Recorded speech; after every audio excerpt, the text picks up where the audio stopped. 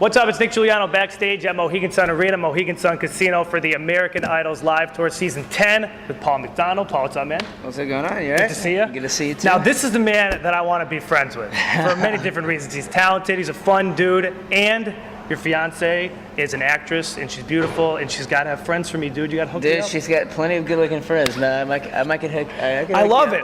Paul, we're friends now. It's all good. So the tour's actually coming to a close. What's the experience been like so far? Oh, man.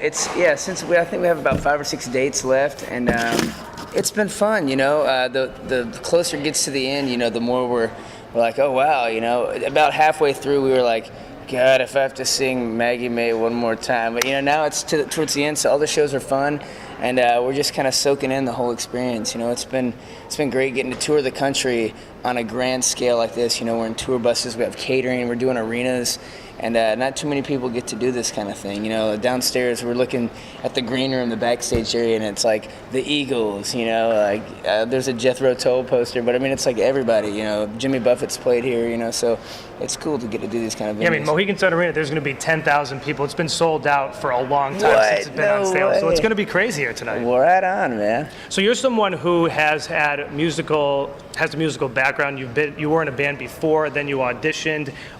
What was kind of the thought process behind that? Was that kind of for your personal gain, or was that more for the band, or was it a combination? It was kind of a combination, man. Like, we had been touring for almost 6 years. Well, I guess it was 5 years at the time. I've been doing Idol for about a year, but we had 3 records out, and we had just spent like all of our money on this new record. Got it produced by a great producer out of Atlanta, Dan Hannon, who works with bands like Manchester Orchestra and stuff like that. But we had built up this fan base, and we were touring and doing, you know, we were doing smaller clubs, but we would bring in, you know, 400 to 500 people a night, and then our hometown markets, you know, we could sell it out with about 600 or 700 people. So it was kind of a cool thing, and we had just started getting our stuff on the radio up in Nashville, and then I was like, well, you know, our management at the time kept telling me, this is going to happen, and nothing was happening. I was like, screw this, man. I'm going to go sing some, you know, covers on TV, dude, and see if I can't sell some records, you know. And it worked out well. It worked out well, man. Our record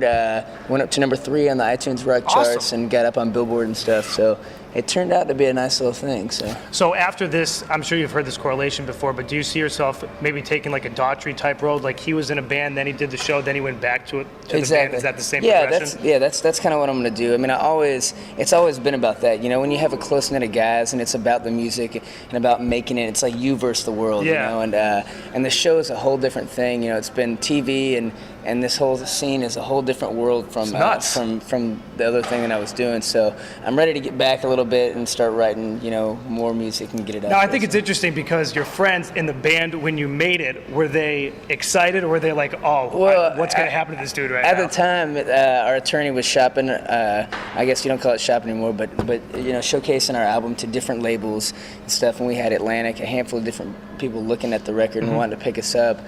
And I literally cried as I signed the American Idol contracts, because it was the day that, you know, these labels were looking at the record, and I was like, I'm about to lose everything if I do this, but, you know, if I do it, then, you know, it could help out this way and that. And I ended up doing the show because I couldn't have made it this far. You know, I'm more of an artist. I'm not the best singer, you know, so I didn't expect to kind of make it this far along doing the style of music that I do. But it worked out. It worked out great, yeah, man. So like they were pissed at first.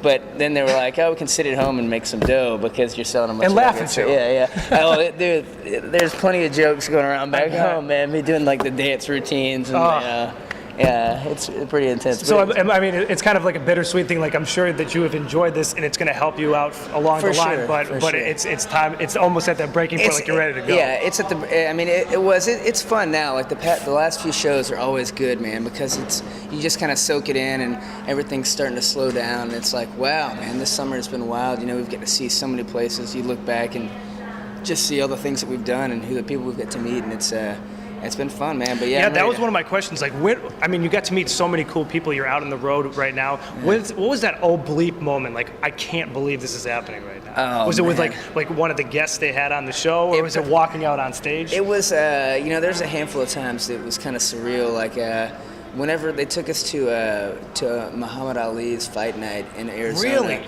And we got to walk in the room and meet Muhammad Ali. And to me, that's sick. You could feel the energy off that guy. He's a legend, you know. And you walk in, we all got to meet him and shake his hand, and that was kind of surreal. And then whenever Stevie Wonder came on the show, we got to sing background for Stevie Wonder, which is unbelievable. You know, that was something that was insane. Hulk Hogan came out. You know, there's been a whole lot of times where I think that would suffice. I think that works. Yeah, you know. All right, here's Paul McDonald. Check out, it's the Grand Magnolias. The album is out. More stuff to come. It's been great talking to you, man. Right Thanks a on, lot. man. Thanks so much, dude. Sweet.